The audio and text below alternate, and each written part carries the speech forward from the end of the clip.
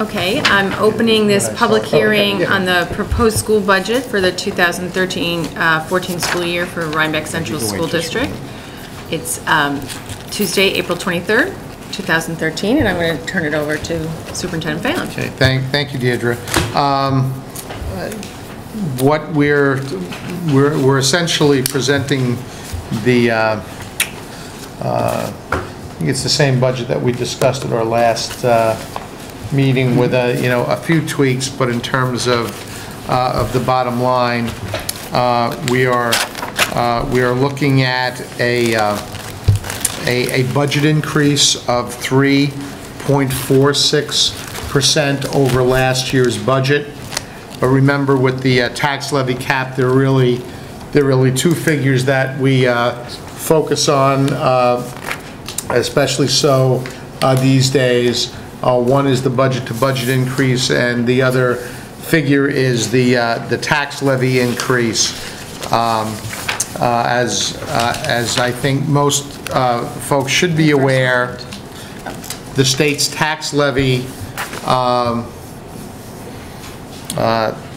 legislation did not, in fact, require a 2% tax levy limit, even though it was widely publicized by legislators as a 2% tax levy increase. In fact, there's a formula that the state provided to us, which we are required to use to calculate our tax levy limit. And in fact, our tax levy limit for the coming year is 3.62% increase, and the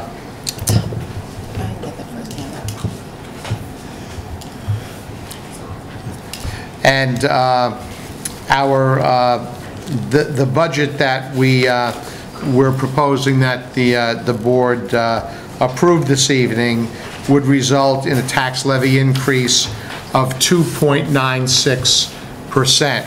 So we would be about $162,584 below what the state allows us to increase our tax levy limit by. So we tried to not only maintain a budget that drove a tax levy that was at or less than the limit, but in fact, in this case, we're a little bit below a 3% tax levy increase at 2.96%. What have you given out? This one is. Okay. 3 parts. Okay. What I'd like to draw your attention to is the 3-part budget, since that's the single sheet summary that you have in front of you. We're required by law to provide our budget to the public in the 3-part format.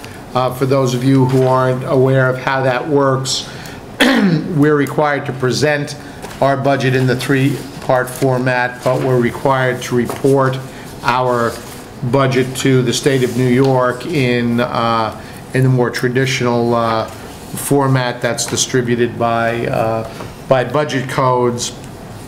So essentially, the format we've been using during the entire multi-month budget development process has used a traditional formula. The 3-part budget summary, the bottom line is exactly the same. If you look across the bottom of the 3-part budget summary that we handed out, it drives the same 3.46% budget-to-budget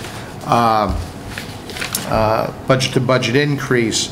The difference is that the 3-part budget summary requires school districts to divide their budgets according to administrative expenses, program expenses, and capital expenses.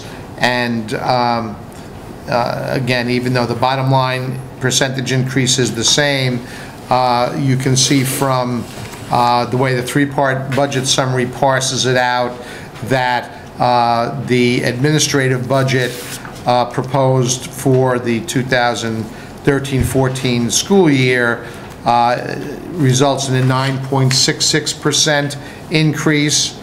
The program budget, a 3.54% increase, and a capital budget, a minus 1.72%, 1.72% decrease.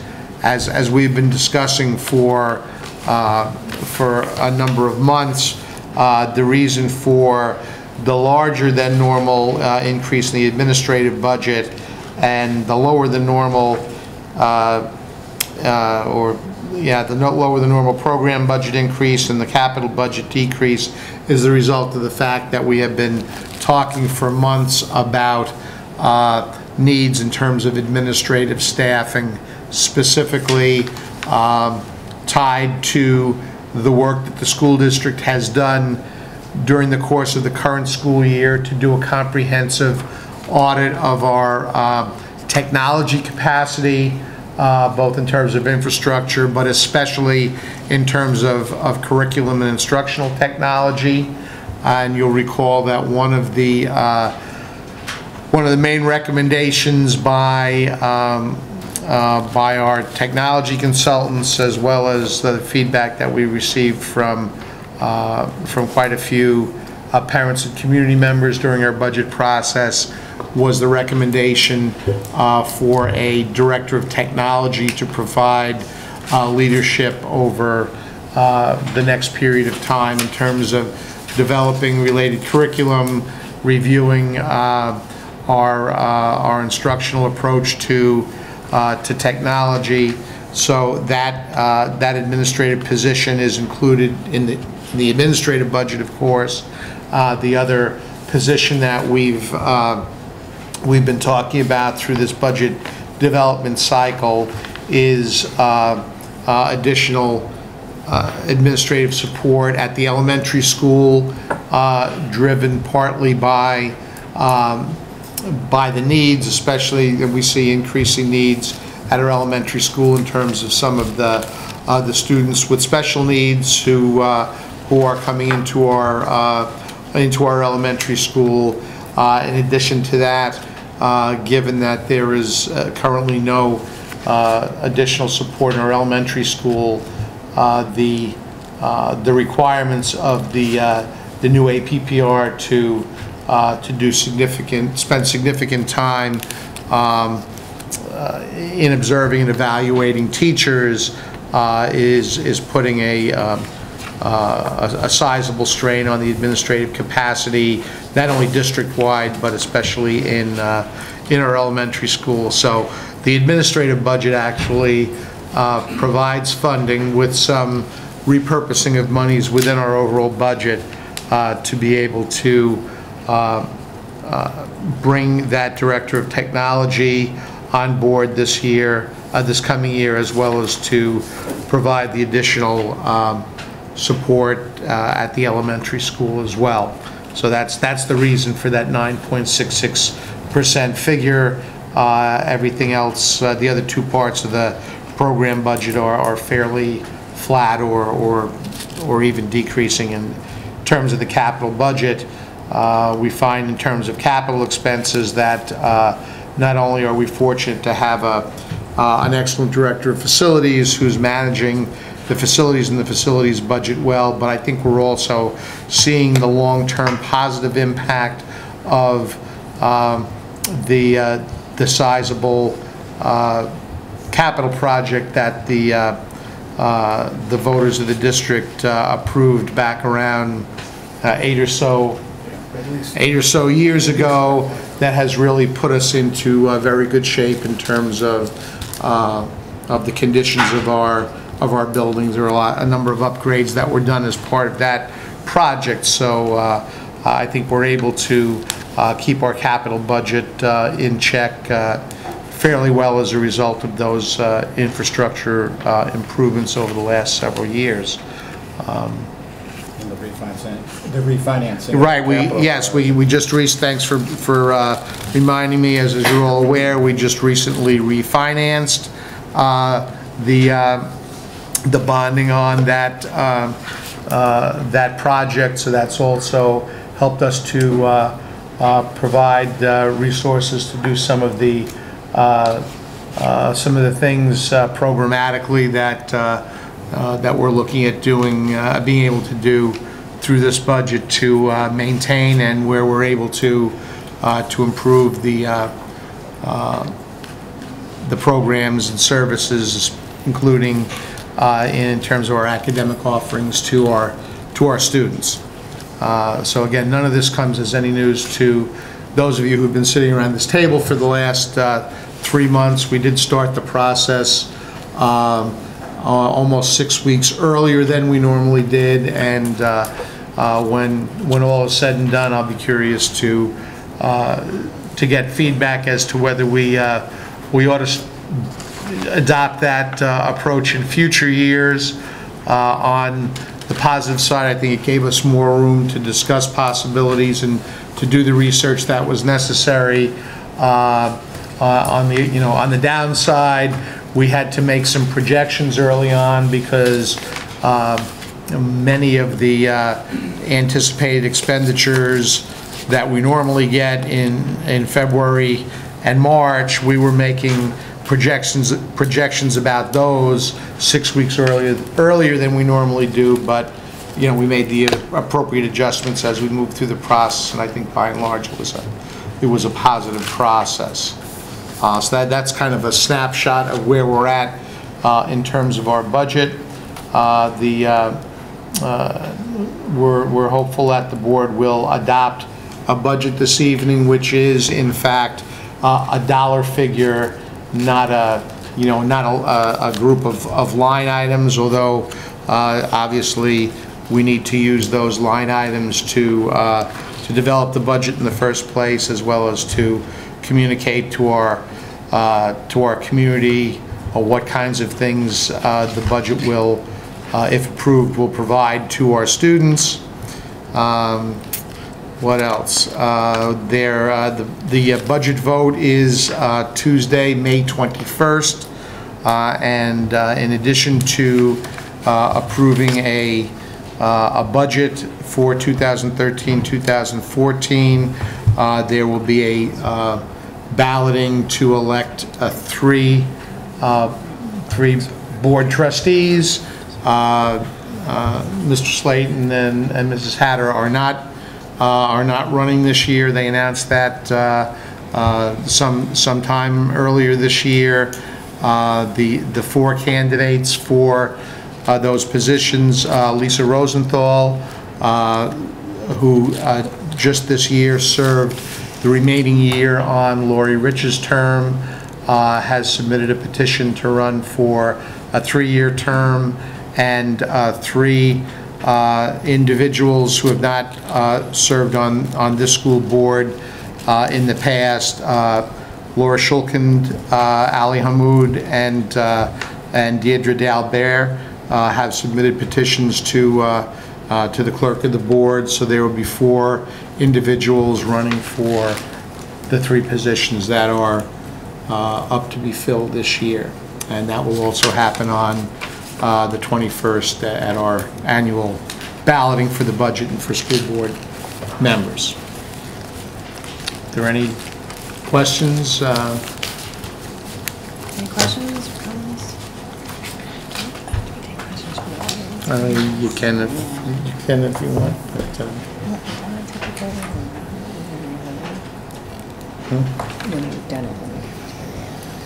yeah, you can. I'll open this up now also if there are any questions from the public, since this is a public hearing. Okay, no questions from, all right. Well, we've had a lot of discussion over the past several months. In fact, we started this process earlier this cycle than usual. I think it was maybe early December, so we're at the place around this table where, thanks to all of your hard work and a lot of discussion over the past weeks, we've landed at this place. So if there are no questions or comments from the public, then I will close this public hearing. And we will take a short break before beginning our regular meeting in just maybe a couple of minutes in case those who arrive late want to grab some coffee or something. Okay? Thank you. plenty of Meg, do you want to company. get the camera? Just for I don't know what I was thinking. Oh my God. See it written right there. I knew what. Get started here, so thanks everyone for your patience. I'm opening now this regular meeting of the Rhinebeck Central School District Board of Education. It's Tuesday, April 23rd. May I have a motion to approve the minutes of the April 9th, 2013 regular meeting? So moved. By Paul. Second. Seconded by Mark. I think we have a couple of adjustments, right, Diane? Yeah, I had some changes under board committee reports, personnel 4.3.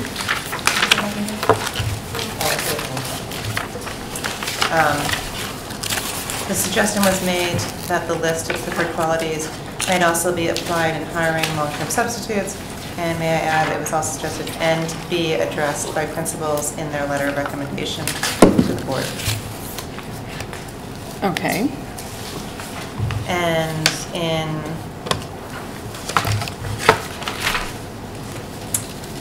action items,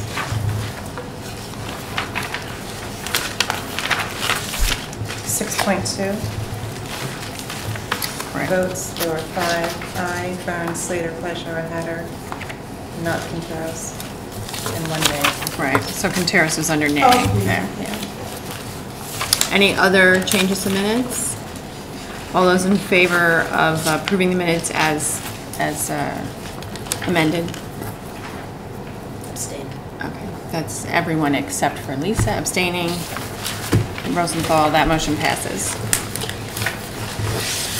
We come to another time for public comment. Would any members of the public like to comment?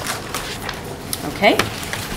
Seeing none, we'll move on to reports and discussion. We now come to our principals' reports. Gentlemen, thank you for being here through the hearing and the glitches with the camera. Take it away. Spring is a season of change, so we thought I would Changing the order. Changing up. All right. Chancellor, I want to begin by offering a recognition and congratulations to the cast crew and advisors of our school musical, Guys and Dolls. Another phenomenal performance. Just a joy to watch the kids on stage.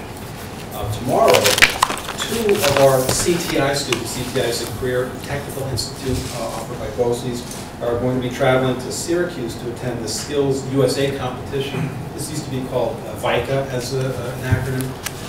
It's a showcase for the best career technical students in the state. These students will compete against their peers from around the state in their various areas of technical expertise, and the competition is adjudicated by a number of professionals from the state. So it's quite an honor for our students from CTI to be invited to compete in this competition. 4 of our seniors were recognized by the state of New York for academic excellence. They received a scholarship to be used when they attend college. In a few weeks, we'll begin administration of our advanced placement exams. Approximately 175 exams will be administered over the 2-week exam period. I want to take this moment to mention, too, that due to the hard work of our teachers, certainly our students, and the support of our community, the high school has again been named to Washington Post's list of America's most challenging high schools for 2012.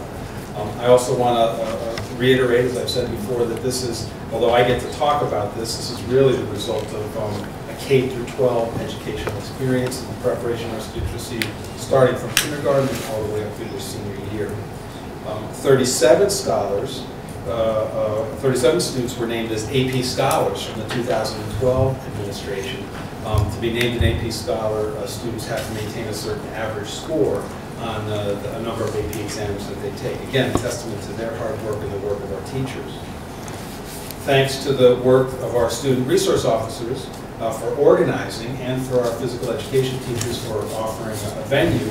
Last week was an unofficial safe driving week at Rhinebeck High School.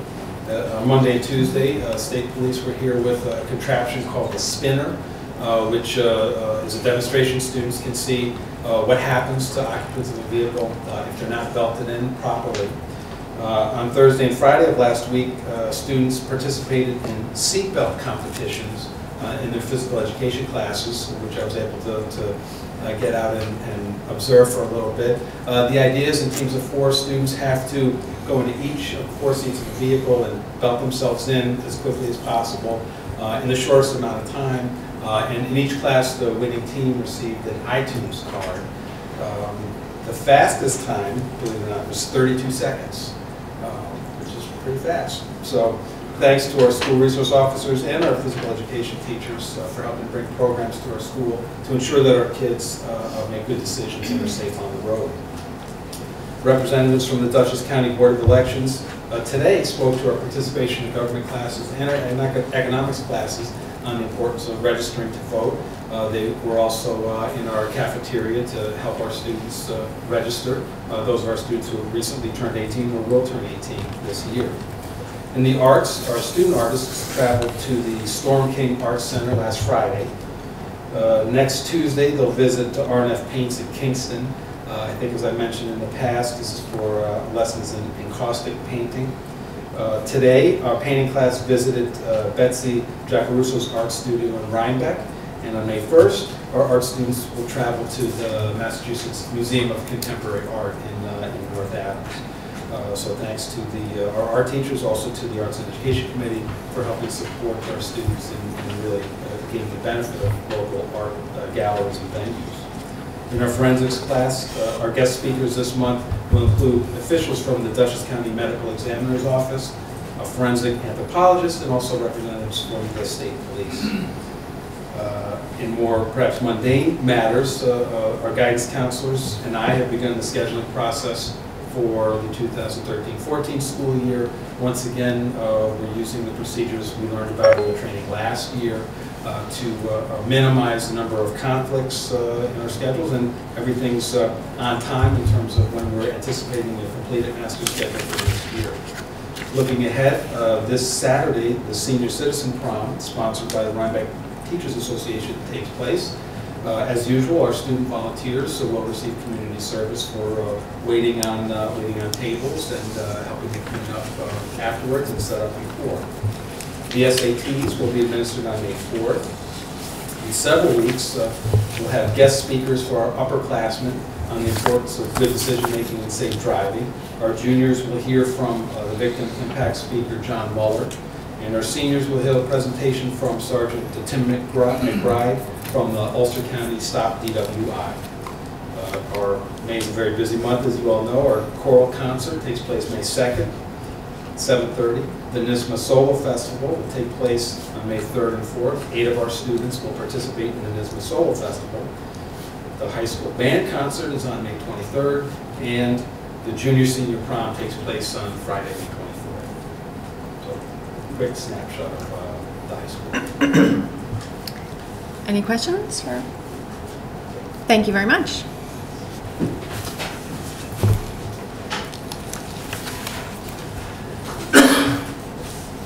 Good evening.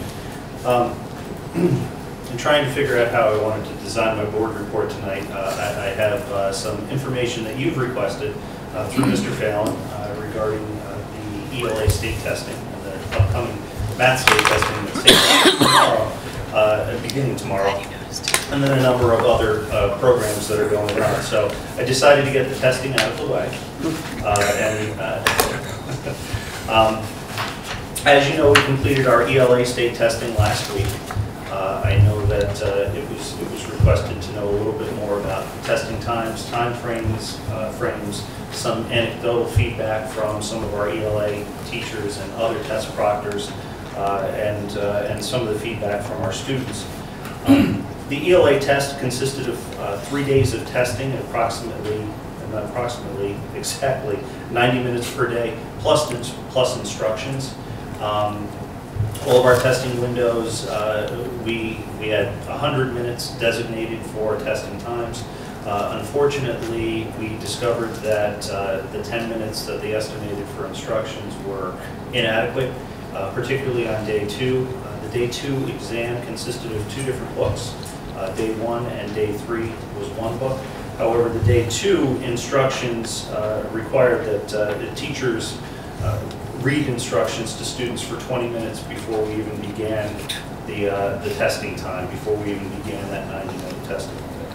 We do have a number of students that are entitled to testing accommodations, including extended time. So we did have quite a number of students that tested for more than 2 hours, and 2 students that tested for 3 hours per testing session. We only had 1 student refuse to participate in the testing program. I understand that student is also going to refuse to participate in the math testing. Had a very long conversation with that parent, and talked about the testing program, heard her feelings, and ultimately her decision was that her student was not going to participate. Our absentee rates for all 3 of the testing days were in line with what our absentee rates have been currently over the course of the last couple of weeks. Unfortunately, they're a little high because there's been some sickness going around. However, we were able to make up the testing with all but 2 students that we knew for some medical reasons were not going to be able to participate and make it up in the test window. However, the makeup testing window was only 3 days long, and that forced some students to take 2 sections of this test in 1 day. Teachers reported that the tests were aligned to the Common Core state standards as they had expected them to be. So a lot of the work that they've been doing with their students was in preparation for these tests, and felt their students were well prepared. However, the ELA teachers in particular reported that their scope was very narrow, and they only tested some concepts over and over at the expense of many other objectives. This was a very heavy reading comprehension test at the expense of many other portions of the Common Core state standards. As I said, the day 2 directions took 20 minutes to read. Unfortunately, particularly for whatever reason on the day 2 tests, the task demands were extremely difficult. We had between 20 and 25 students, and this was just a kind of a raised hands student poll, as well as test proctors estimating the number of students that were still working at the end of that testing window. But we had 20 to 25 students at each of the 3 grade levels on day 2 that did not finish the test. So I expect that to affect our scores quite a bit.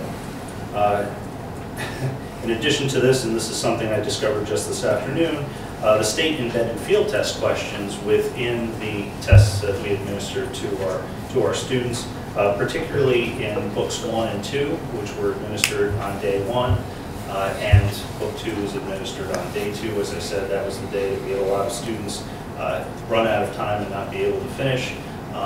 Book 3 consisted of questions that they were going to be assessed on and scored on, and our students, our school would be assessed on. Those were the questions that students didn't get to.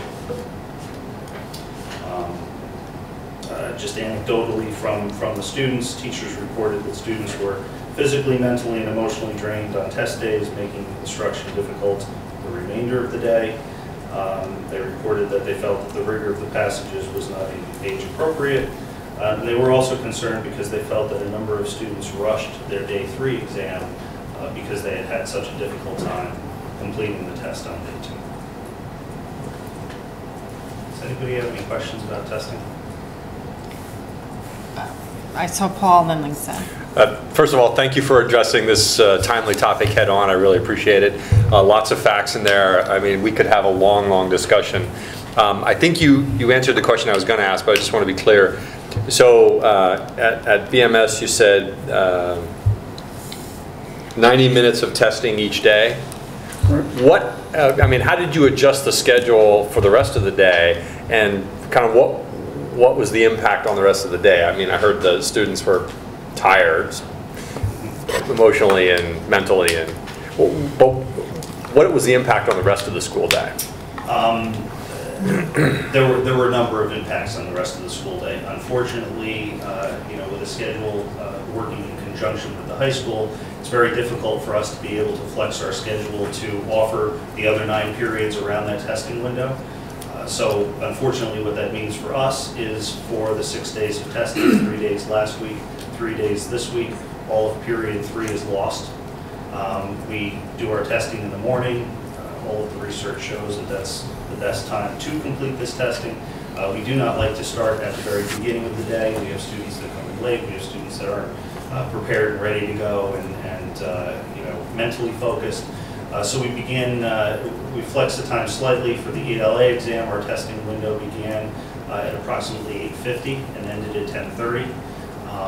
In the case of the directions that were you know, the time was just inadequate to supply students with the directions, we had to extend that testing window, so we cut into our fourth period classes quite a bit more than we expected to.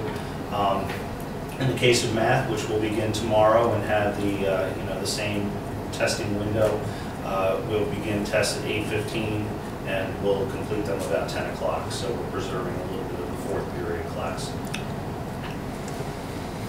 Lisa. The issues, the main issues that it sounds as though you encountered were timing issues. You know, both timing for the instructions and timing to complete the test. Just, you know, is it your and the staff's assessment that that's an implementation issue, a test design issue, a combination, or something other than that? They feel it's a test design issue. The task demands, again, particularly on that second day, the task demands just, you know, did not fit the time that was given to us according to the state. The state supplies in the test administration manual their estimated times on average for a student to complete each day of this testing. The average times that they gave were 70 minutes for day 1, 70 minutes for day 2, and 50 minutes for day 3. And again, requiring that we provide students with 90 minutes. So in their estimation, we were already providing students with 20 minutes more than they would need to complete this test. You know, however, those students that didn't complete the test on day 2 were diligent students attacking the work exactly as their ELA teachers had taught them to attack the work, and simply running out of time. If I can just follow up. Joe, is there some mechanism the state has given you or the staff for reporting the feedback on the testing process? I haven't received anything specifically asking for feedback at the district level. I don't know if the building principals have. I haven't received anything this year. In years past, you know, the state assessment office has issued a memo and an email with a link that you can, you know, teachers can go and provide feedback. You know, they have not done that this year. Perhaps they'll do it after the math assessment's completed. I mean, it seems to me, especially since this is a new test, that if we're encountering these kinds of problems, it's very important for our experience to get to the state along with the experience of other districts, which I can't believe is going to be vastly different. Yeah, at our administrative meeting this morning, Marvin Krebs, our Director of Curriculum and Instruction, who participates in a number of blogs and whatnot online, said that the feedback that our principals gave this morning was exactly what he's hearing on these electronic forums statewide. So it doesn't seem like this is isolated to, certainly not to our school district or even the region. So my guess is they'll get that feedback one way or the other. It would be nice if they made a formal initiative to ask us for our feedback. They'll get it one way or the other. I have no doubt, especially if this is pretty much the universal response that's being. I mean, if they don't specifically ask for our feedback, I think that nevertheless we probably should provide it unsolicited. John, I have a couple of questions. So when you said you had it was 20 minutes to read directions, was it because there were 2 books? Is that what you said? Or no, it was just...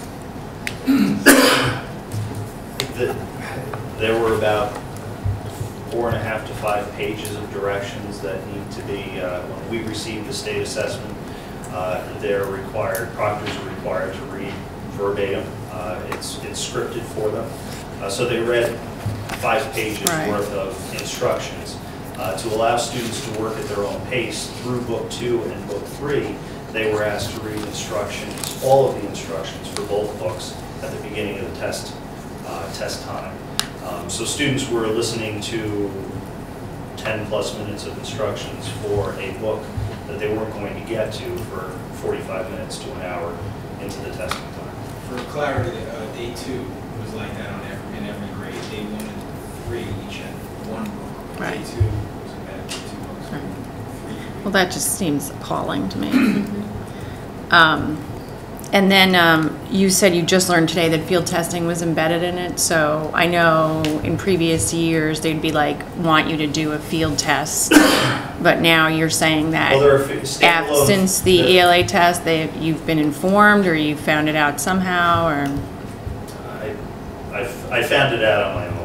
Yeah. There are field tests, standalone field tests, right, that are required of schools as well. I believe Chancellor has one that will also take place this spring in a couple of weeks.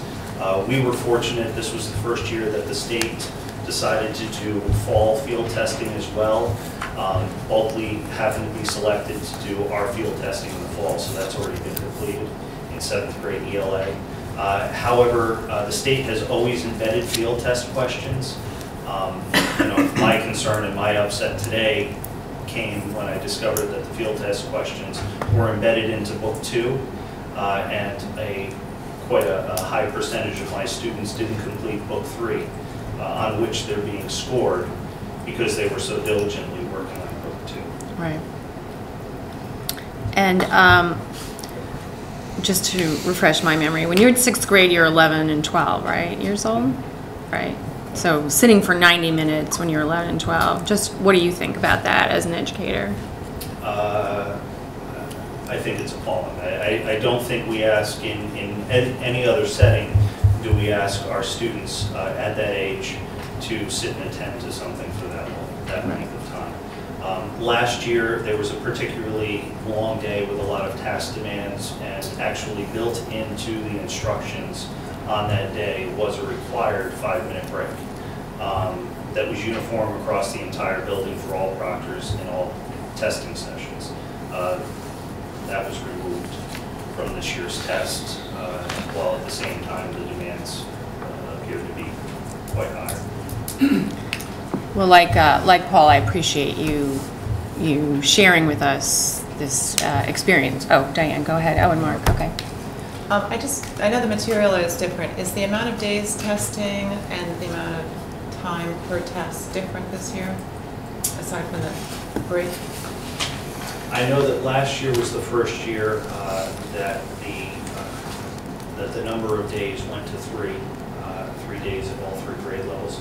Prior to that, the 6th grade assessment was broken up across 3 days. The 7th and 8th grade assessment was only 2. However, the task demands were high in those 2 days. They were really kind of taking into account child development and spreading the 6th grade test out over the additional day. Last year, they went to 3 days of testing at all 3 grade levels. I think the testing times are similar this year, but the task demands were certainly much more rigorous.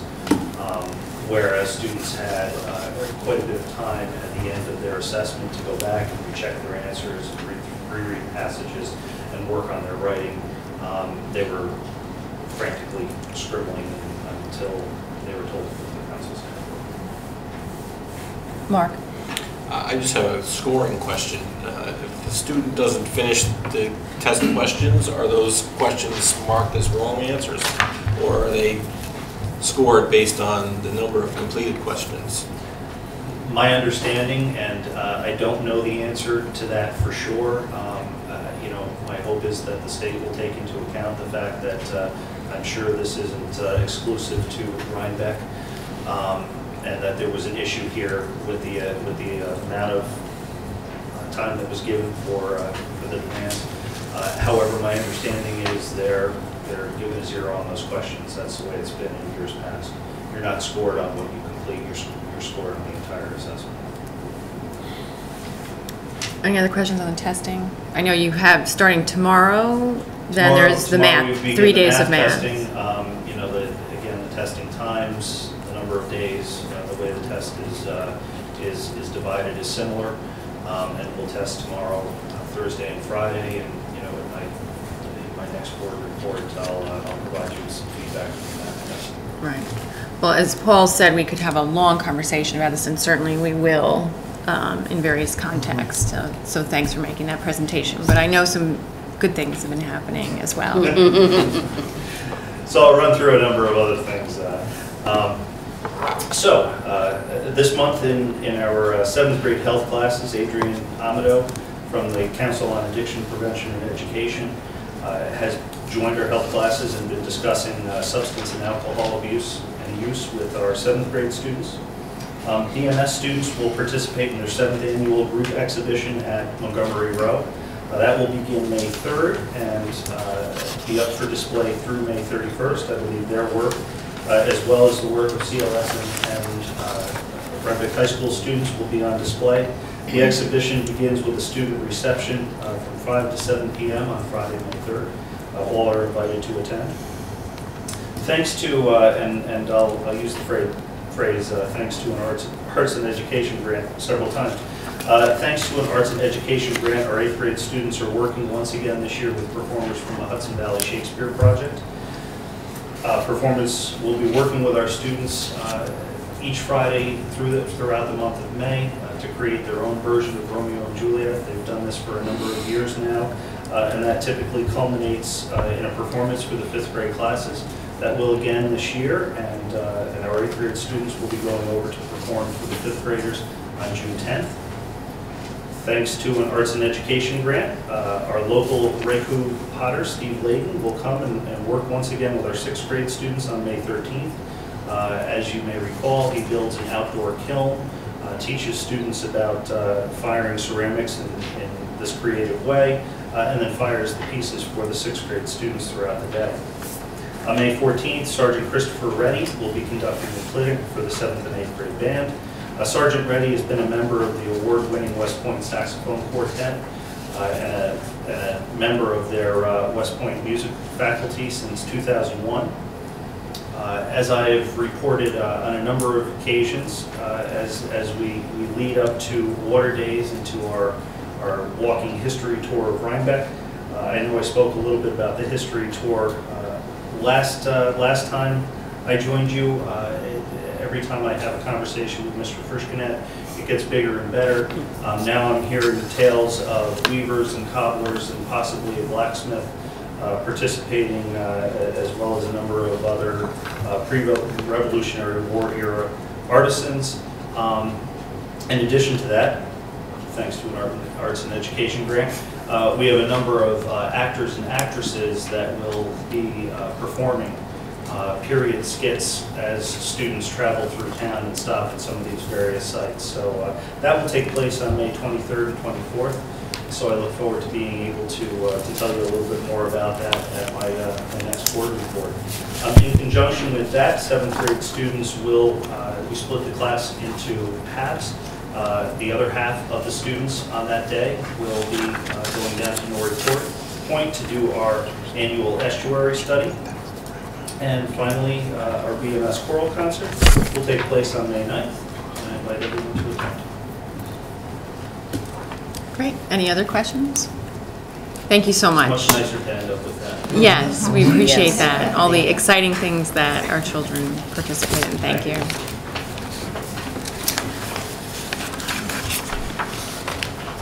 Well, I want to follow John's lead. I actually have an agenda the other way, but it kind of makes sense to lead with the horrific and positive. So, many of the things that John mentioned in the middle school occurred at the high school, the elementary school as well.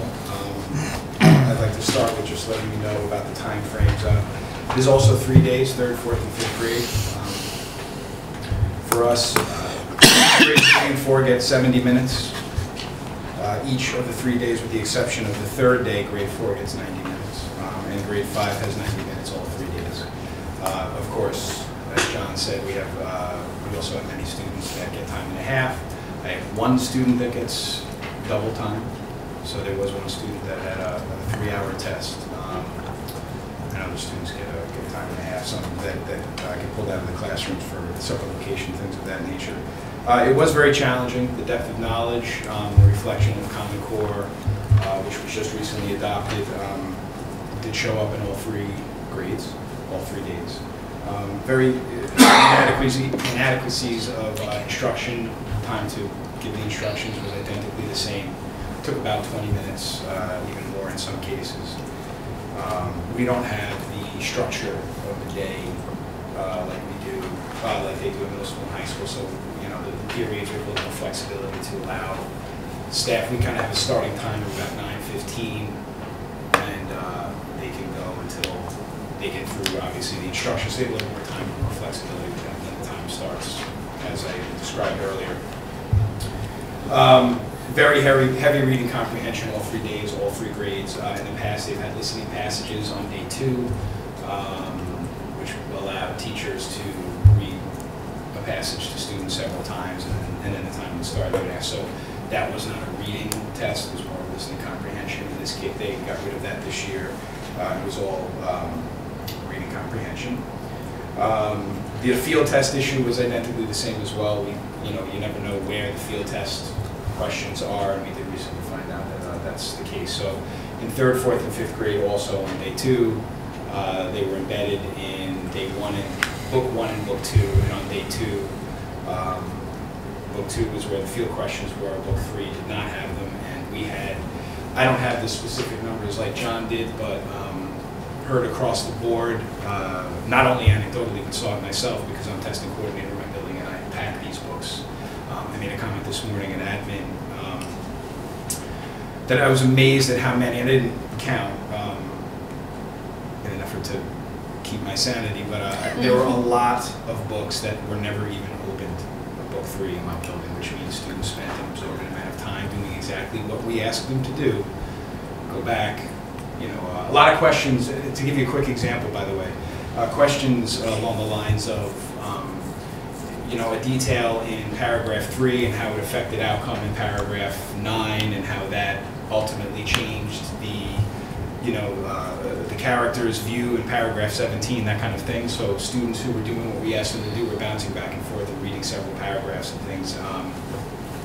So I did notice in handling the books in all 3 grades, there were a lot of book 3 students never even got to, which, like John said also, those were the questions that they were going to be scored on. Field test questions do not count towards a student's final score. So that was also across the board in my building. I wanted to just touch, Lisa, on your question about time frame. I've been a testing coordinator for almost 9 years, even when I was still in the classroom, in a lot of different environments. And I've always looked for a rationale for the timing of tests. I've never gotten one. I think that there are ways. It is, in my opinion as well, I share the feeling that it's a test design issue, and that there could be ways to kind of embed, keep the security of the test, but spread it out over a day for people, for staff. I certainly understand the security issues of, let's say, taking a test, giving it to students, letting them hold on to the books, or letting a teacher hold on to the books all day, and then going back to it at the end of the day, perhaps 2 books you open. There's very strict rules for testing coordinators about when you're absolutely allowed to open the cellophane to start counting out the test. It can't be more than an hour before the test starts and that type of thing. So there's ways they can do it, and I agree. I think the timing issue is a design issue. It can be stressful for students. Certainly, you can imagine if it's stressful for middle schoolers. You asked about the age. 3rd graders are pretty young, and they're sitting for 70 minutes, some a lot longer. We do have students in all 3 grades every year that just get very upset, and I have to commend my staff. I think they do an outstanding job, really across the board, trying to lighten the mood. There's a lot of celebrations. There's a lot of I have teachers that pull up comics on their smartboard. Just do a lot of things to try to really make the day less stressful for the students. But we do have students that it's a tough day for them. It's physically draining, mentally draining. A few things, just we did have 100% participation at Chancellor. We had a few kids that did miss some days, they made them up, so when the tests left, the ELA assessments left this morning, 100% of the students at Chancellor had taken Saturday all 3 days at some point. That has been the case every year, I've certainly been here, so that's been the norm.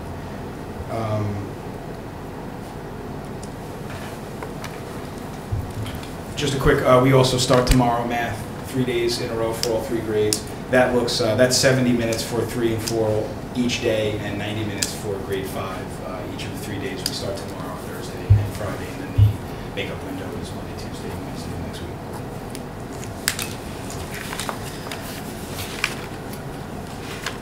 Any questions for Brett on the testing or comments? Well, again, we appreciate your feedback, and I hope we will continue this conversation. I mean, again, I think I guess one question I have for you is, I looked at the state ed website. They had like some sample questions. Were you able to look at the test or not, or will at some point, like, did you think, I thought the reading comprehension for 3rd grade was very high. It was. I thought it was a very high level. You know, the sample, I'm glad you mentioned that, because the sample questions that were posted did reflect, for the most part, what you saw across the board, even harder in some cases.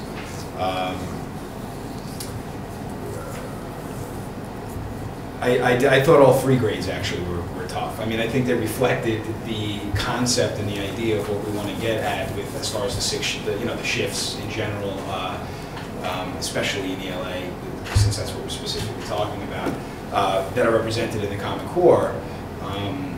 But the time frame in which it takes to actually change that practice in the classroom takes years, and you know, that's the discrepancy here. I think that's the biggest kind of travesty of what's going on here. Not every state, in fact, significantly less states. I think at this point it was more originally, but I think at this point there's about 45 states that adopted the Common Core. I don't know the exact number. I know that it's a significantly small percentage did what New York State did. I don't know the number as far as adopting these concepts in actual testing. I did want to also mention the field test. We're going to be doing it like May 14th, 4th grade writing field test, standalone. We have been chosen to do that every year. I've been here. And the first year, middle school has been able to do that earlier. But it's a hectic time. Again, to reiterate, though, it's only 4th grade, not all 3 grades in my building, and it is only 1 day. I believe 60 minutes, I think, the writing, specific writing. Well, again, there's a lot of long conversation that hopefully we'll have about this. I'll just point out, I think that there have been schools that refuse to do field testing, so that might be something you might want to think about. Well, and I also, just to touch on, I think the AIS implications in my building, we're going to really be sitting down and looking at more than just the state test for academic intervention services, which we've done in the past anyway. There's always that kind of, you can monitor students that maybe, hey, they didn't sit down and test well, that day. It's just a snapshot, and I know that, the state has always made this mandate of level 1 or level 2, then you get academic intervention. There are certain students that do wonderfully all year and don't perform well on the test, and that would be, so there's always a little bit of flexibility, but this year it will be interesting to see those numbers. There will be a significant drop as a result. All right, well, thanks so much. And now we'd be happy to hear some good news. All right. As always, starting with Common Language for All, just wanted to touch on, we are closing out our conversations this week into next week about perseverance, and we will be moving on to optimism, which is something we need. It'll probably be longer than a couple of weeks, but it's always a good way. I think last year we ended the year with that as well, and just so we'll be doing that and spending some time at the end of the year kind of reflecting on the whole initiative as a whole. So got some really good feedback so far this year. I just also wanted to give you a quick update. I had mentioned last time about the Preventing Alcohol and Drug Abuse through Primary Education with Larry Miller and partnering with the St. Francis Hospital. We will be doing 3 through 5 next year as well, so it will be a K-5 initiative great. So I'm working on getting all the information for what that'll look like, grades 3, 4, and 5, and we'll continue to do that with K1 and 2. Last week was National Library Week, and as always, we participate every year. Parent volunteers, staff volunteers who read to library classes. So Dr. D in the building, couldn't get him to see his face in the RSF Principal for the Day display, which I will talk about in a moment.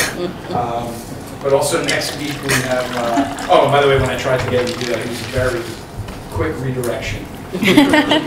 Somewhere else, and I forgot all about it. National Book Week is coming up, and we will have Megan Rodier and peer leadership will be coming to read to classes, as well as Mr. Kempton. So looking forward to that. You may have seen in recent newsletters, I wanted to kind of shout out a few students that attended the Elementary All-County Music Festival, which happened late March. 230 students from Dutchess County performed, and CLS had 4 students represent our school. Betty Gibbs performed on her violin, as well as Jonah Carlton, Addie Tumalo, and Majel Ajate performed in the chorus. So congratulations, that was our second year, I believe our second year participating. We're going to continue to do so. It's always been a great experience. Recently put the word out to survey CLS parents to find out how we can use the Everyday Math program to assist them in helping their children with math at home. So currently taking in feedback. And we use that to put together some outreach and support for parents to help their students at home with this just a very different way of learning math than we all learned ourselves. So just kind of taking in information from parents to see where we can go and next steps to help out with that. Well, the concert, Silent Auction, was this past weekend, one of the biggest events each year to help raise money for our trip. It was very well attended, and I just wanted to commend my staff for their offerings to help the cause every year. They come up with some really inventive ways, and I think this year probably had more staff participation than ever, I heard. So I mentioned it earlier, RSF, the Principal for the Day fundraiser. This is the first year. We're kind of opening up to everyone in the school and making it a little bit longer. I know they will. We will be choosing the winner at the gala. But there is a life-size cutout of me in the lobby, and it is freaking some people out. You can like see it from the road, and it's not all, it literally is life-size. And the other day I made the mistake of actually, I didn't do it on purpose, but wore the exact same outfit. It was a little strange. And they shrunk down a version of me right next to it, with like the ring and the watch and everything. It's a little strange, but and then there's a hole so you can stick your head in and take a picture. So a lot of that going on really created a lot of buzz in the building. It's great. I'm not sure what we're going to do with it when it's over. Some people want me to take it home and play jokes on my kids, but I think they're a little too young for that right now. I also wanted to thank PTSO Staff Appreciation Lunch is tomorrow. Historically, they've done a breakfast, but they're going to do a lunch this year. They were actually starting to set up when I left today. And I think the timing is perfect, bring everybody together for some. So we'll be doing that tomorrow. You asked for an update as we kind of go through on K registration. So as of now, we have 53 students officially registered for 2013. I have 3 families doing tours over the next 2 weeks who have students of that age. Either some are coming to Rhinebeck, some are thinking of moving to Rhinebeck. Still slightly lower than this time, probably the past 2 years. But historically, we've definitely gotten a handful over the summer. But that's about where we're at right now. I wanted to throw out a huge congratulations to Fawn Johnson, our art teacher. If you don't know, she won Most Promising New Art Educator Award from the New York State Arts Teacher Association Region 7 at this year's symposium, which is amazing. She deserves it. If you've ever met her, she's just got this infectious way about her. She's a great lady. Kids love her, and I don't know if I've ever mentioned, but she's one of the only people in any of my, ever since I've been in a position to interview, even before I came to Rhinebeck, where I got calls from parents wanting to know who this Miss Johnson was when she did her demo lesson. Apparently kids came home and talked about her, and she's really been a wonderful addition to our staff. And I had to quote some of her peers. Jennifer Familetti said, "You were inspiring to us to work at higher standards." Kathy Giles, truly honored to have her as part of the RCSD art team. and I echo that. She was really a wonder to have on staff. Upcoming events, Special Friends Day on Friday, May 24th. Button contest is in full swing, and some really good entries this year. And May 14th will be the 4th grade spring concert. May 16th, the 5th grade spring concert. That's what's happening. Great. Any other questions or comments? Karen? Regarding the new math instruction, I remember when my kids came home with it, and obviously I kept saying, you know, let's just do it the old way. This is how I do it. You know, I just couldn't figure out how the teacher was doing it. And then I noticed that it was on Panda. They had a classroom, there were a couple of PTSO moms and the teacher, and explaining to parents how to help their child, which obviously not everyone gets Panda, and it's not on regularly. So we are going to be talking about the AV Club uploading their Board of Ed meetings on YouTube. Maybe there is something that you can use on the website. Well, there actually is. We updated to the 2012 version of Everyday Math, and they're actually, we just haven't gotten into all of it. In fact, unfortunately, some of the promises the company made haven't come to fruition yet, and we're waiting for them to figure it out. But there actually is a lot more. There's actually direct video. So, like, for example, you can actually go on their website, and we're going to start getting links out to the parents. You know, long division, you know, something like that. You can click on and see exactly what you're talking about. Not our people, though. But still, that's something, something that they can visualize. There's a lot of online resources I think we can take a lot more advantage of that are new to this version that Marvin Krebs and I have been talking about to try to open up to parents. What I'm trying to find with are what are some of the skills specifically that we can help them with as a starting point. I've also kind of asked my staff to give me the same feedback, so I've gotten a lot, especially from 4th grade. Seems to be a very bigger grade, always has been taught this out. So we'll start there and hopefully start opening up some of those things that we're not utilizing just yet. Yeah, very good. Great, thank you. I noticed from all three of you tonight, you know, a theme of a lot going on in our art department. K-12, field trips, all kinds of interesting things, and really great news for Fawn Johnson, and we're lucky to have her here. It's nice to highlight all the wonderful arts things that go on in our school. So thank you all very much. All right, we'll move on now to board committee reports, and I believe we only have curriculum this evening, and it should be in your board packet.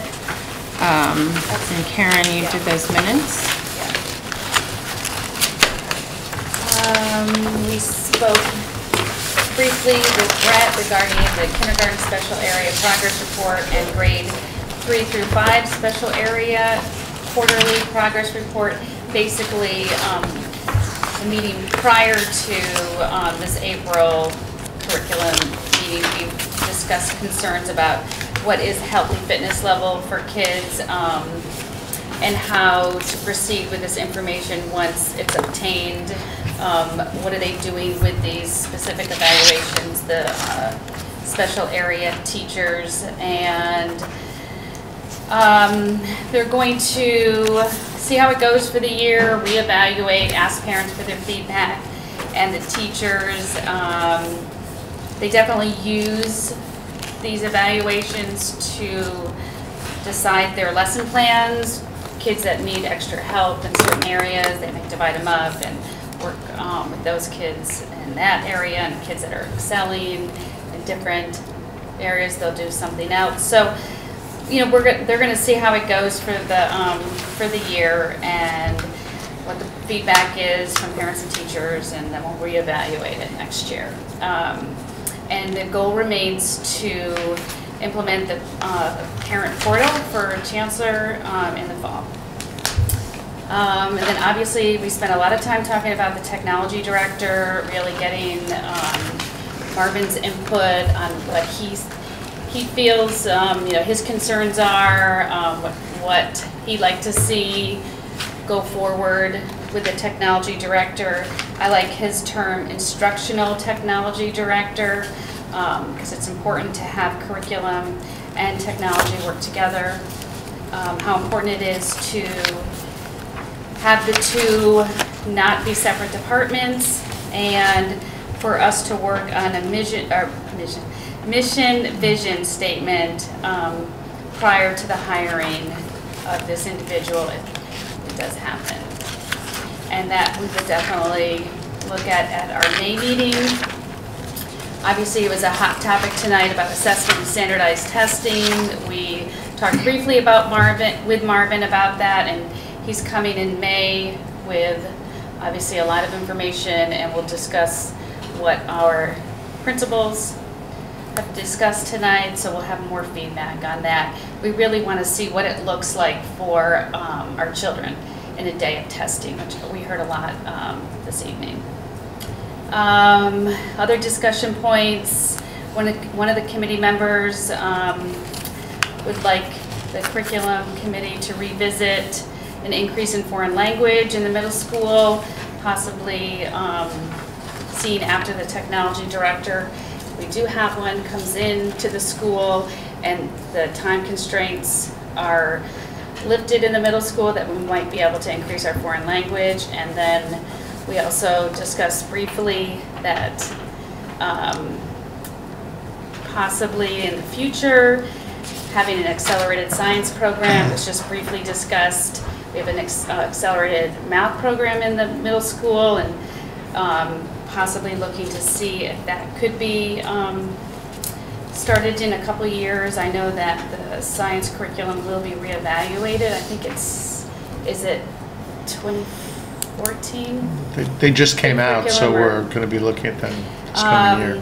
Another, could be looked at again once constraints are lifted with technology and less pull-out classes. And then the electives, I guess I have additional future issues including electives. I think we talked about electives and what might be happening, and there's a lot of moving parts to it to see what electives we have for these were at the high school. At the high school, yep. Yes. And also briefly talked about 5th year Spanish, that it's still up in the air on what we're going to be doing. In May, we'll look at foreign language again. Obviously, we'll be continuing with our technology talk with the CELT audit and developing our mission and vision statement, and we will be reviewing the assessment and standardized testing. Easy month. Thank you, Karen. Does anyone have any questions? Paul? Yeah, can I just clarify on the 5th year Spanish? In the budget, Joe,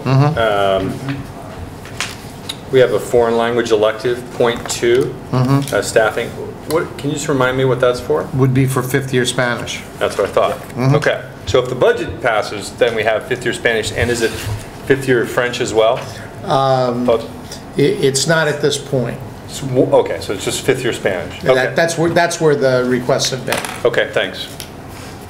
But yes, you're right. That is in the budget, so that will give us the resources to provide that course. Joe, is the plan for that for it to be a regular class as opposed to a independent? So you're working on that. We're kind of keeping our options open and looking at various possibilities, because it all depends on staffing and how many courses people teach. And okay, great. Any other questions for curriculum? Okay, then we'll move on to our comments section. Do we have good news? Karen? The play was fantastic. Unbelievable. The band, I guess it's the pit crew, great, everything. Yes. I'm just amazed at the talent we have and how confident our actors are on that stage. Fantastic. Yes, I was going to bring that up myself, and I actually have some figures, which is that there were 62 students in total who participated in both as performers and in the pit band and as stage crew. 942 seats were filled in 3 performances, which is just outstanding. And I agree. I mean, I'm just wowed by the kids. I just think they're terrific. They're so confident and authentic, and it's really a great a great weekend as usual, so. But one of the things that impressed me, and I wrote a thank you note to the staff members who ran the various parts of the production. One of the things that I've seen change in a positive way in my time here is that, and maybe it's been a subtle change, but it's something that I've noticed, is that more kids are taking more responsibility for doing the things that need to happen in order for a production to come off. And I compare that to what I've seen in some other high school productions where, for example, 3/4, if not most of the pit band are adults. And it used to be that way here. There were more adults in the pit band than students, and over a number of years, and I'll give part of the credit to that to Margaret Billen, who was our outgoing band director, that she has transitioned us to almost a total student band, almost. I mean, there are one or two, but the adults are the exception to the rule. And I've seen other high school productions where it's mostly adults in the pit, and it's a lot of adults doing the backstage work. And for these productions, the kids are doing pretty much everything. The kids are running the sound and running the lights, not adults running the sound and the lights. And I think that's something we may take for granted. It takes a lot for kids to do work at that technical level and produce a performance of that quality. So I think we talk about hands-on education, and there's a perfect example where kids are doing it, and that's great. Kids should be doing it. So kudos to our adults who let our kids do those things. Absolutely. So, any other good news? Okay, very good. We'll move on to old business. Does anyone have any items for old business? I don't know if it's old business or other. I know that's fly. I know it to talk and I know fly. Take a shot at it. I think you were talking communication stuff, so how about old business? Did you want? Go ahead. Yeah. Okay.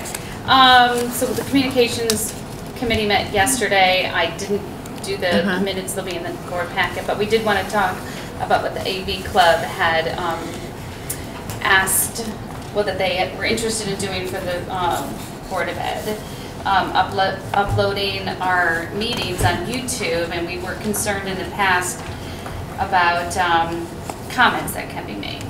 And they are able to disable comments, and that was pretty much the desire of the board, that we wanted to make sure we could handle that part.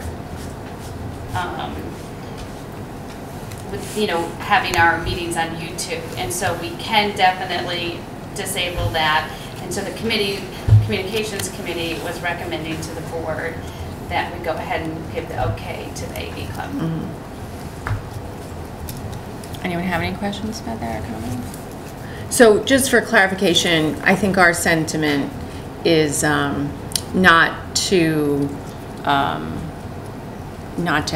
inhibit comments to the board in any way, but rather that we all know that if something's up on YouTube and it goes out to anyone anywhere in the world, and I know, there can be things that are written that are really unpleasant, and I think just to clarify that that's the intention of not having comments on YouTube. So.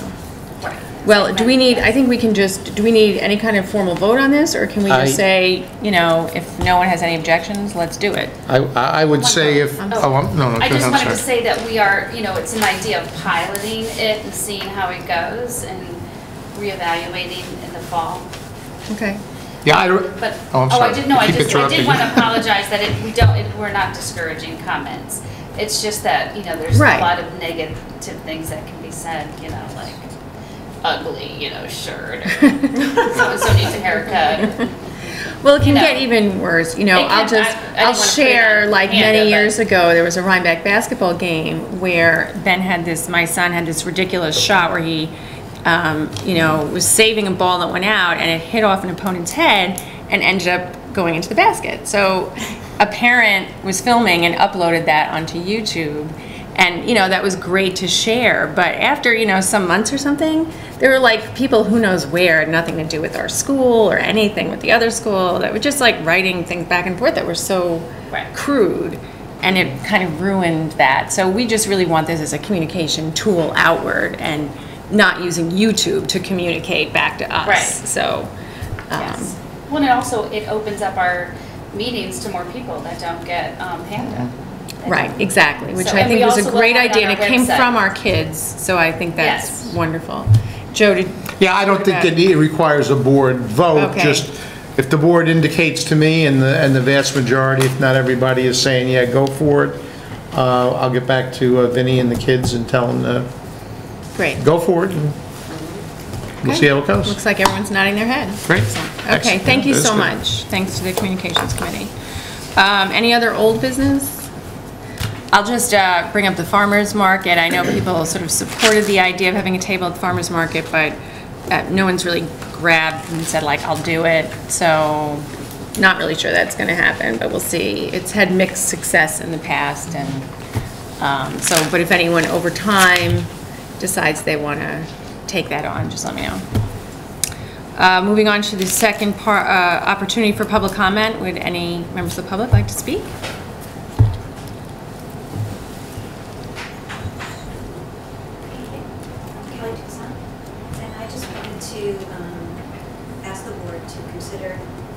Continue the conversation about the New York State testing.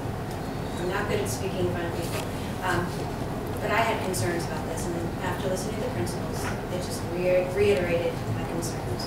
I have 2 students in the district. They've been very upset, and it's been a hot topic for parents. So a lot of people around me have also been speaking. We've also talked to Rhinebeck parents as well, and they've had over 70 students opt out in their district based on this test, the difficulties, the length of time, the field testing that they've had. So I'm glad the conversation has started, and I hope it continues. Kelly, thank you so much. We really do appreciate hearing from parents on this issue, and as you heard, we will be continuing this conversation. Thank you. Any other comments from the public? Okay, seeing none, we'll move on to other. Anyone have any other? I just have another. I realized all of a sudden that May is next week, and we have to develop a schedule for doing the superintendent evaluation.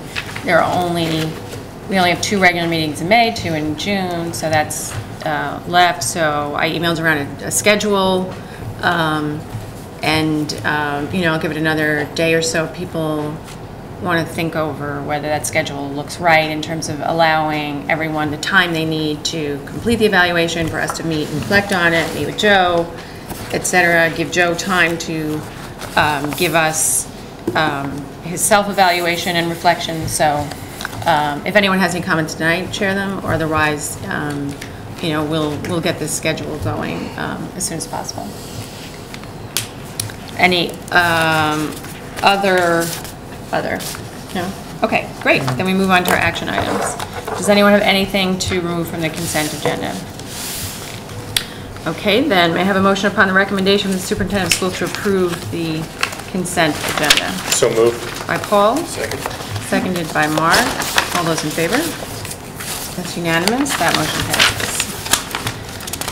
May I have a motion upon the recommendation of the superintendent of schools to adopt the following resolution? Whereas the negotiating teams for the district and the Association of Non-Instructional Employees executed a memorandum of agreement on March 19, 2013, calling for the creation of a 3-year successor collectively negotiated agreement to the one that expired on June 30, 2011, and whereas legislative approval is required by the Board of Education in order to implement the funding of said agreement, now therefore be it resolved that the board hereby ratifies the memorandum of agreement between the district and the Association of Non-Instructional Employees covering the period from July 1, 2011 through June 30, 2014, and authorize the funding of those monies necessary to implement the provisions of the 2011-2014 collectively negotiated agreement. A copy of the memorandum of agreement shall be incorporated by reference within the minutes of this meeting. So moved. By Paul, Second. seconded by Mark. Any discussion?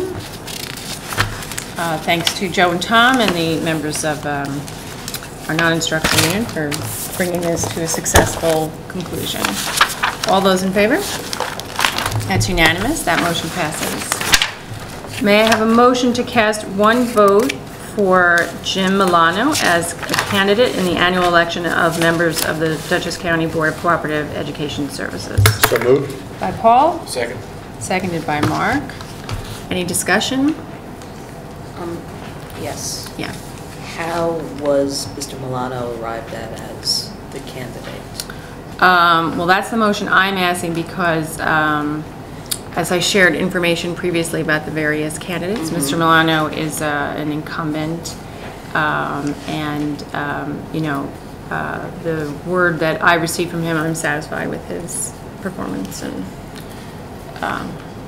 so we don't get that much information from BOCES. Right. And that's been an issue of communication. But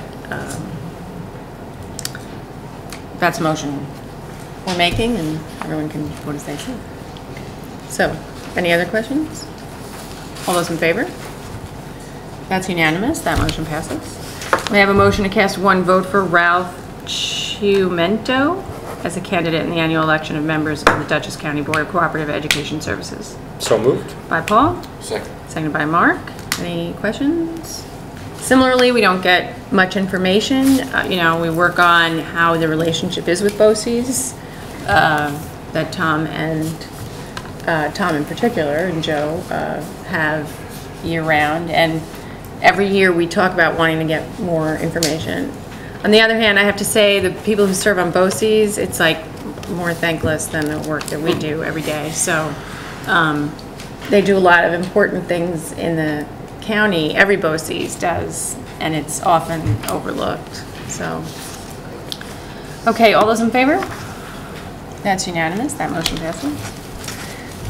May I have a motion to adopt a resolution to direct the district clerk to cast one vote to approve the Dutchess County BOCES administrative budget in the amount of $4,139,645 for the 2013-14 school year? So moved. By Paul. Second. Second by Mark. Any discussion? I think that represents like a less than Like a one, 0.95% less than 1% increase, increase. yeah. So, all those in favor? That's unanimous. That motion passes. May I have a motion upon the recommendation of the superintendent of schools to adopt the following resolution? Be it resolved upon the recommendation of the superintendent of schools that the Board of Education hereby adopts the proposed budget for the 2013-14 school year in the amount of $30,283,742 and authorizes the following proposition to be placed on the ballot at the annual meeting on May 21st, 2013. Shall the Board of Education of the Rhinebeck Central School District be authorized to expend the sums of money which will be required for school district purposes for the 2013-2014 school year in the amount of $30,283,742 and to levy the necessary tax therefore? So moved. By Paul. Second. Seconded by Mark. Any discussion? Lisa? Oh. No, go ahead. I just want to make a statement. This is my first year serving on the board, and I want to commend everybody who's involved in this process. My fellow board members, the members of the administration, the building principals. I thought that everyone did a really professional, thoughtful job in analyzing what was quite a complex process between the financial issues, the curricular issues, and I think that the budget that we are recommending is as good a budget as anybody could have hoped for, considering the financial circumstances both of the district and the state in general. So I think well done to everybody. Great.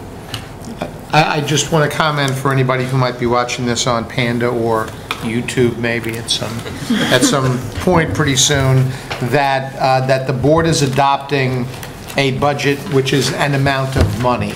And there is latitude within that amount of money to do various things in the coming school year. Obviously, it's a roadmap, but it's not necessarily a straight line between point A and point B. I think it sets out many of the board's priorities, but there was flexibility there, and we all know that the circumstances may change that may require us to use monies that we had intended to use here for there.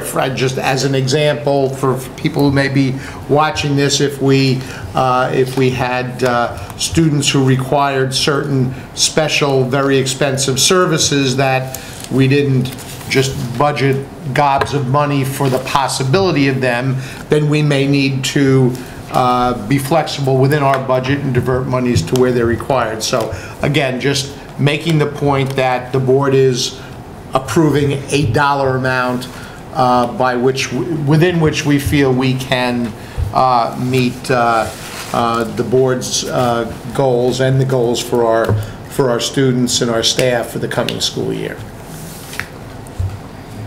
Any other comments or questions? Okay, all those in favor? That's unanimous, that motion passes. May I have a motion upon the recommendation of the superintendent of schools to extend the intermunicipal agreement with the town of Rhinebeck regarding facilities use through August 31, 2014? So moved. By Paul. Second. Seconded by Mark. Any comments or discussion?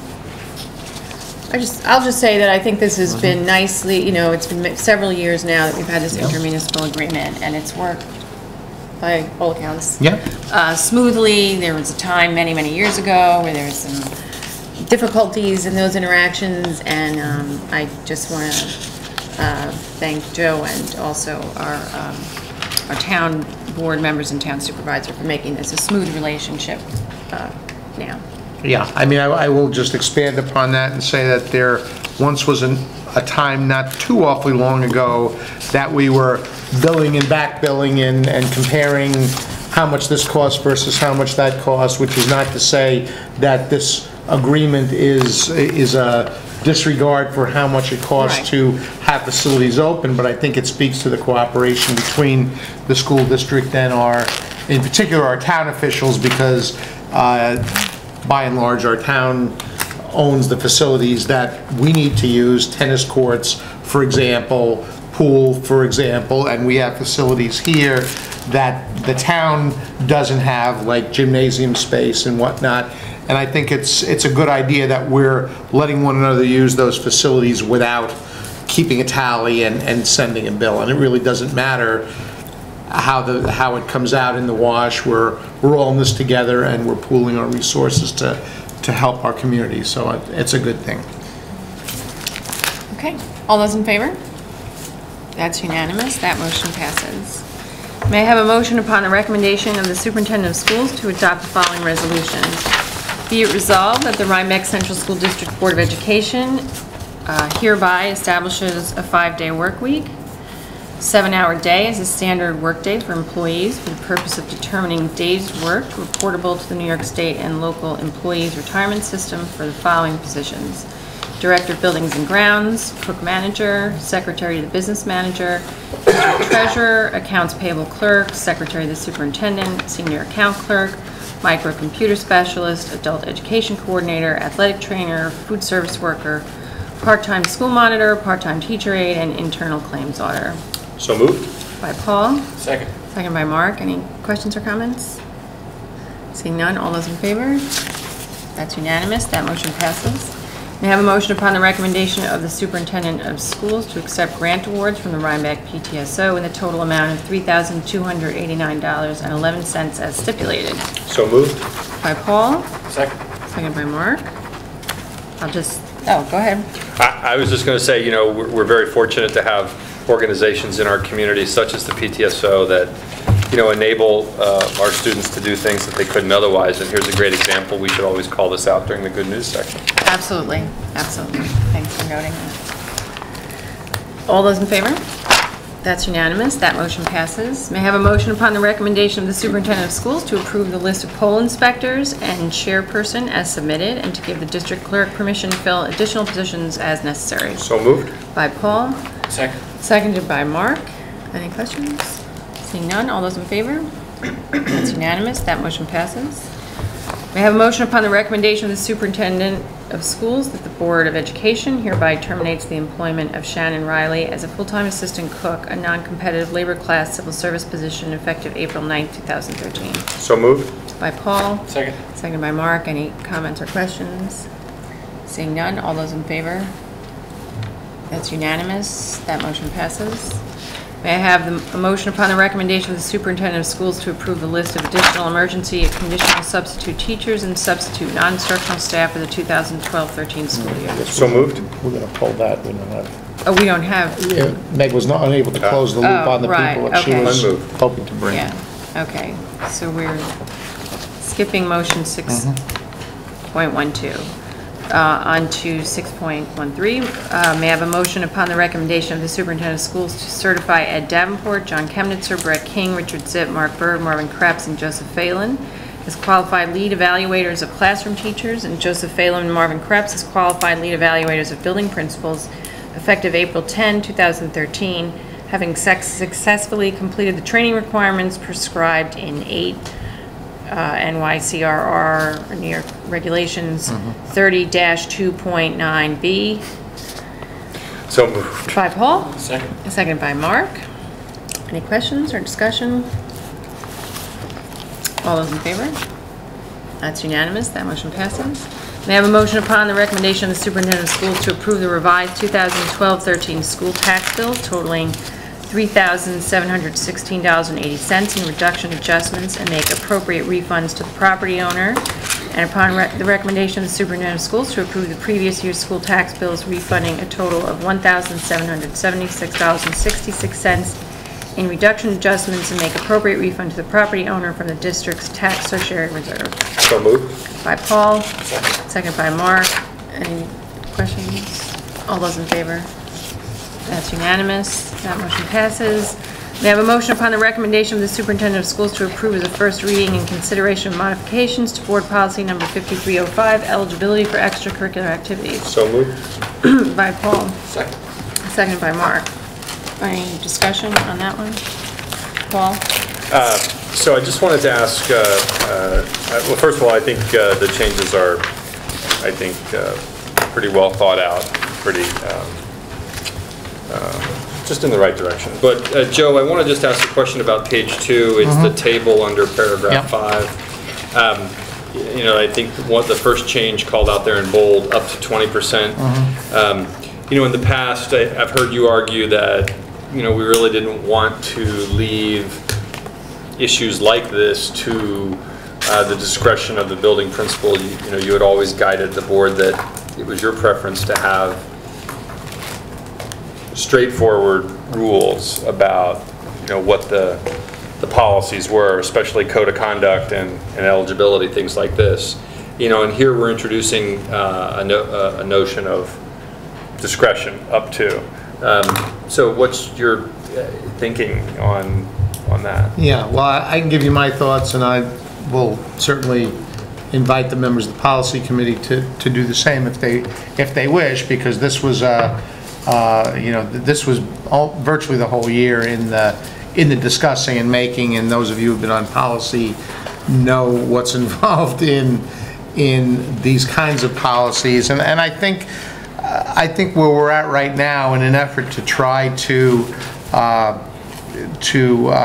modify the policy we have in a way that that does what at least the policy committee and we think the full board wants to see come out of a policy is to, in fact, inject some of that latitude.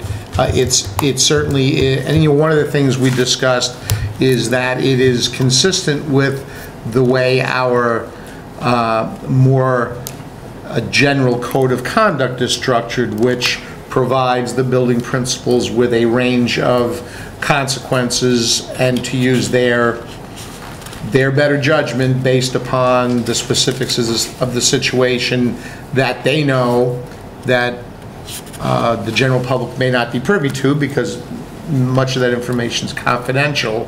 And in speaking with the building principals, especially Dr. Davenport, because that's where the lion's share of these decisions wind up coming down to, I think that he feels comfortable applying that same kind of latitude that is required of him in the code of conduct to implementing this policy as well. So I think we're all trying to, to flex in order to come up with a policy that moves us a little further down the road toward where we want to be.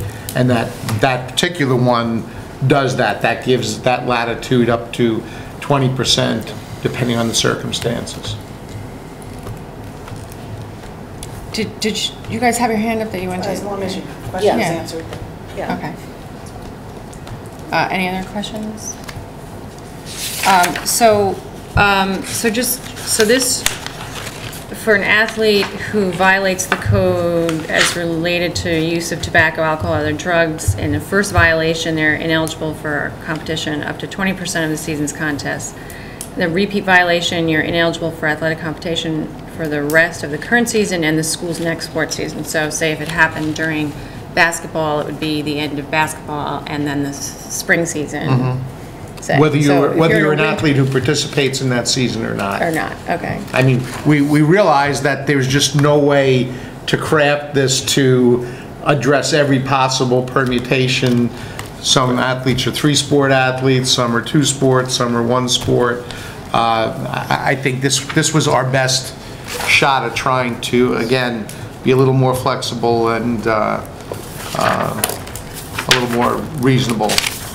So I appreciate that there's an added paragraph about that if the use of drugs or alcohol or other substances is brought to the attention of our support staff, like guidance counselors, psychologists, social workers, or other mental health care providers in a clinical setting, that it won't be used to pursue disciplinary action under this policy. So I appreciate that, and I actually think that we should use that to more publicly communicate to our students about that there are people here they can talk to about these questions, which I think we could do.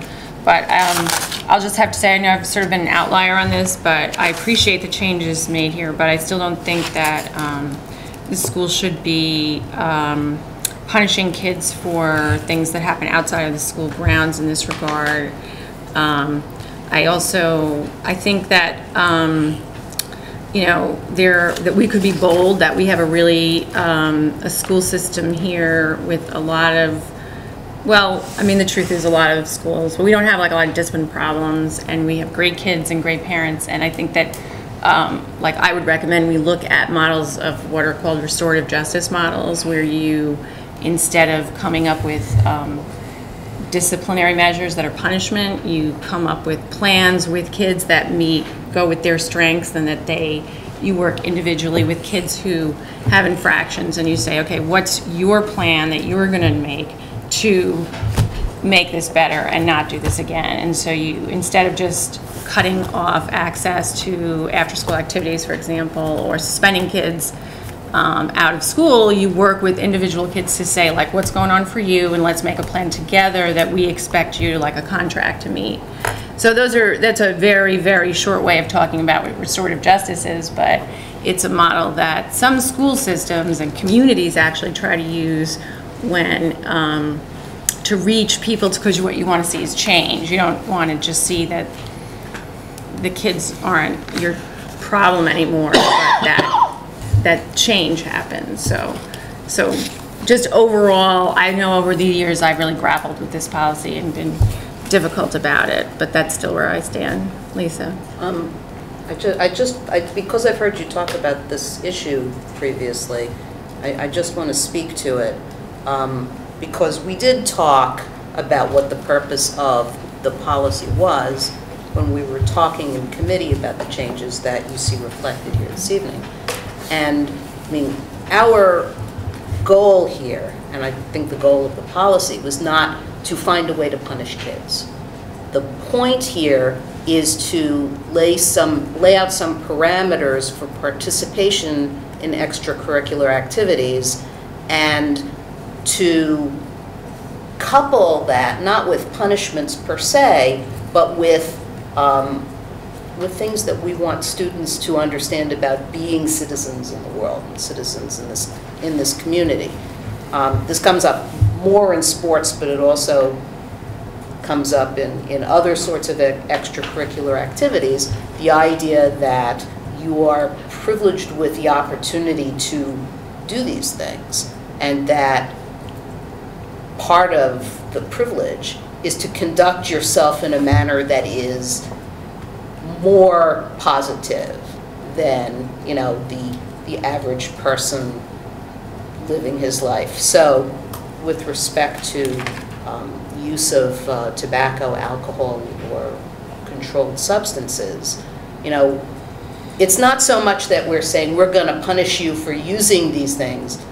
It's more, we're saying, and the policy is saying, we want you to aspire to a state of being that excludes these things from your life.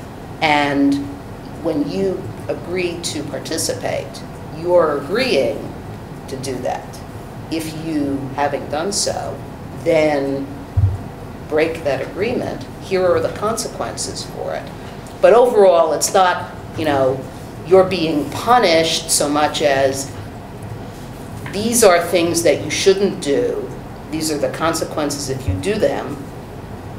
Don't do them. And you know, maybe it's just a different way of looking at it, but, and you know, not to say that the issue of restorative justice is not a valid one, because I think that it is, although that was not part of our conversation here. But that, you know, there's a lot of focus about how we're punishing the kids through this policy. And we talked about this in the meetings, but that's not the purpose of the policy. The purpose of the policy is to set parameters. And, you know, the fact that we have a good group of students, and our student athletes and our students who participate in extracurricular activities, for the overwhelmingly large part, don't commit infractions of this sort, speaks to the fact that they take that seriously and they understand what is expected of them. It's really just for situations where you have people who have issues. This is an additional reason for them to, we hope, to turn their back on those issues and to aspire to the better things. Well, I would say that having known kids who are, you know, just having a lot of teenagers in my life over the many years, that our good intentions don't mean anything. It's how the policy is, you know, you can't play, that's it. So I guess I don't really see that, you know, the message is we aspire to this, because the truth of the matter is we all know as adults the challenges of addressing issues like tobacco, alcohol, and drugs is challenging. It's not so simple as just say no. So I also don't think that what we provide for our students as a community is a privilege. I think that we are doing what we should do as a community and as a society, is provide educational opportunities, arts opportunities, athletic opportunities, like that we're all in it together, that we are not like, I don't like to look at it as we're sort of, you know, privileging our children. Are our children privileged? Yes, but that's another thing. I don't think it's a privilege to participate necessarily in the kinds of activities that your community lays out for you, and it is the few children who have issues related to tobacco, alcohol, or the drugs that I like to see get more help. And I think this couples with me concerns I have about our school resource officer program, which, you know, despite good intentions, we can start following a cultural tide that looks at challenges for teenagers in punitive and criminalizing ways. And it's hard, because that can be a whole cultural moment that's hard to stand up to, and that's why I think we have so much here that's going for us that we can actually afford to be bolder in trying different ways of addressing problems, because we actually don't have daily discipline problems that make it really difficult for our students to learn. You know, we can be bolder. So I think they're really complicated issues. We don't have to have the whole discussion here, but I really do appreciate the work that the committee's done, but I still have to vote against the policy. Well, just to clarify, I think for the first violation, we're not taking kids out of activities. They can't compete in the game, for instance, but they can still practice. And there is an educational component to it as well. So, I mean, it's not just you violated this and, you know, you're out and you're on your own. Yeah. So, I mean, I think it is trying to address keeping them participating and, you know, trying to help them make better choices. I appreciate that. That's true. Thank you. Any other comments on this? Diane? I just wanted to address that last point. Is it expected that the students will still continue to go to practice if they want to remain on the team and be Yes, they can eligible? still go to practice. It's taking away the game or the competition. Anything else? Karen? Just that I appreciate all the work you did, because I don't know, I think I was on policy 3 years, and every year we looked at this policy, and just for the record, before they were off the team for their first offense, isn't that correct? And they couldn't practice, so this is a huge improvement, and then we've made more improvements, and I like this additional component. So I appreciate that it's ready for this coming fall, and that it's better than it was a year ago. So, I support it. Anybody else? All those in favor? Does everyone accept me? Opposed? Burned. Okay, that motion passes. May I have a motion upon the recommendation of the superintendent of schools to appoint the following individuals whose names were provided by the Dutchess County Board of Elections in the capacities and for the pay rates so noted for their employment with respect to the conduct of the budget vote and board election on May 21st, 2013, in accordance with the requirements and guidelines of the Dutchess County Board of Elections. Elections inspectors trained on use of optical scan voting machines, Jill McKibben, $150, and Melody Molinari, $150. Voting machine technician, Michael Joseph, $150. So moved. By Paul? Second. Second by Mark. Any questions? All those in favor? That's unanimous. That motion passes. May I have a motion upon the recommendation of the superintendent of schools to approve the appointment of Anita Thompson to the position of long-term substitute teaching assistant, 1.0 FTE, effective April 24th, 2013, through the end of the 2013 school year, I think that should say, Yes, at the pleasure of the board, in accordance with the 2012-13 RTA salary schedule. This appointment is to fill the vacancy created by the leave of absence granted to Louise Diiso, teaching assistant at the Bulkley Middle School. So moved. By Paul. Second. Second by Mark. Any discussion? All those in favor? That's unanimous. That motion passes. May I have a motion upon the recommendation of the superintendent of schools to approve an extension of the appointment of David Jetton as a long-term substitute in the position of physical education teacher at Rhinebeck High School at the pleasure of the board, effective May 1, 2013 through the end of the 2012-13 school year at the salary of Step 2 BA, $52,236 prorated in accordance with the 2012-13 RTA salary schedule. So moved. By Paul. Second. Second by Mark. Any discussion? Those in favor? That's unanimous. That motion passes.